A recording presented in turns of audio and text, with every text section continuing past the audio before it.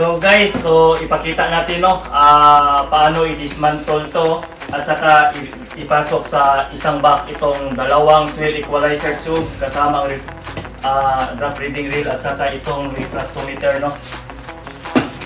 Guys, i-explain ko pala sa inyo itong version 4 ay napaka-unique na design, napaka-nipis na itong shafting niya dito sa gulong.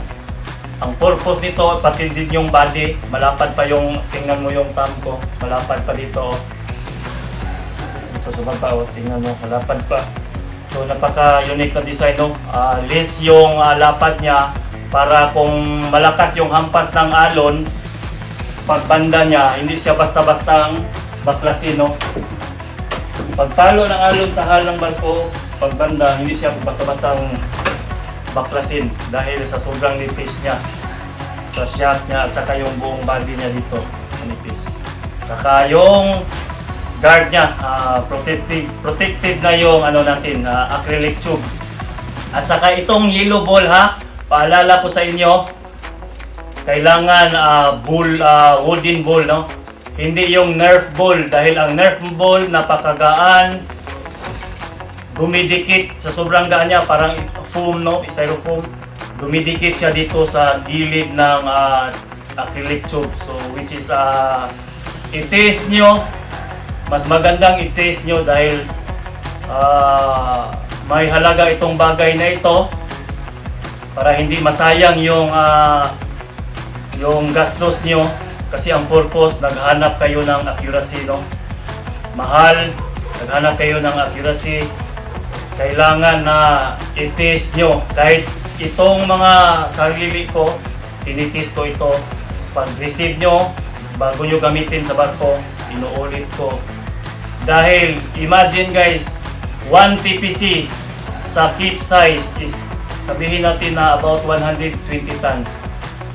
Kung may error siyang 5 cm, so almost 600 tons, no? Yung malulugi nyo. So kailangan accurate talaga. Ulitin ko, wooden ball dahil accurate at saka within 150 seconds lang ito. Hintayin nyo bago kayo gagamit magbasa ng draft. So okay, message lang kayo sa akin kung mayroon kayong nadiskubrihan sa gamit nyo na gaya nito. Kaya na-upgrade ko ito dahil yung previous natin, no? Sa naalala nyo, itong version 2 natin, malapad siya. Pati itong flat bar natin, no? Malapad din. Hindi siya protected ang tube natin. At saka PVC lang yung holder natin, no? So may tendency na mabasag, so mabali ito. Yun. So yun yung natin purpose bakit natin in-upgrade dahil malapad siya. Ito napakanipis na. Hindi na basta-basta baklasin sa pagbanda ng alon. So guys, i-dismantle na natin, ipasok sa box. Hindi kayo dito guys, lapit kayo para makita nyo. So yung tools na gamitin natin, no, sa pag-assemble at saka dismantle, no, ay ito lang, long nose at saka Allen wrench lang. So meron naman tayong long nose sa bridge or sa makina, no. Imposible wala tayong long nose doon sa barko. At saka yung Allen wrench. Minsan hindi na ako gagamit ng Allen wrench, kamay ko na lang, pigilan ng thumb ko, saka ikutin. Yun lang. So yun, i-dismantle na natin.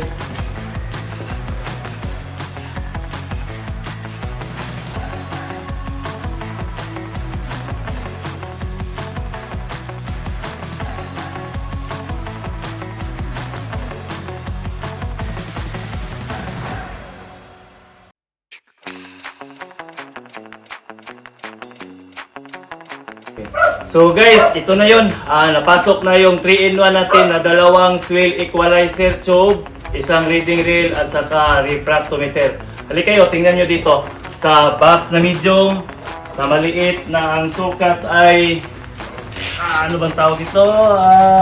43 cm yung haba, yung lapad ay 17 cm. Yun. Titimbangin natin ngayon kung ilan ang total.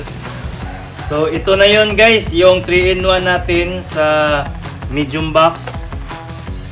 Dalawang fuel equalizer tube, isang reading rail, at saka refractometer. So 8 gulong guys, tamang-tama talaga yung sukat. Ito yung tube, at saka yung isang tube na sa loob. At saka sa loob pa, mayroon pang 4 na round bar. So yan, kaya yun yung unique niya na design, no?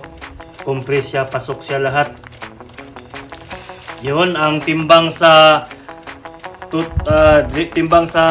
reading rail ay 1.2, tapos 1.28 yung fuel equalizer, times 2, dalawa man siya, 1.2 at saka 1.28, nasa 2.5 plus 1.2 pa, so 3.7. Itong box na ito, 500 grams lang ito, half kilo. So total niya is nasa siguro ba, timbangin natin.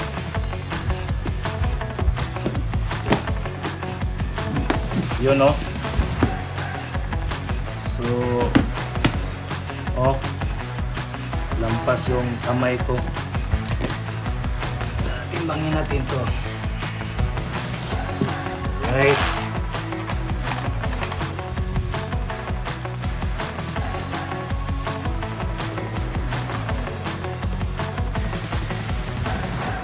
So 4.28 kilograms, no, sa gross na niya, dalawang fuel equalizer. So kung minus natin ng 1.28, lang siya, mga nasa 2.9 kilos lang. 3-in-1 na isang fuel equalizer, 2.9 kg. So less than 3 kilos, magaan pa, at saka maliit pa. Dalawa na ang set natin, fuel equalizer.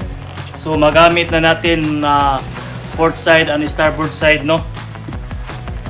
Ito yung pangalan natin. Papalitan natin ng logo sa bagong logo natin.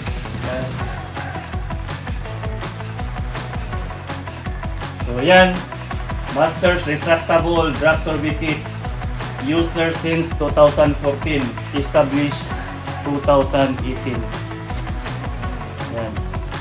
So yun lang guys, maraming salamat, no? Huwag kalimutan i-share, i-like yung page natin at saka yung channel sa YouTube. Hanggang sa uli, no? Bye bye for now.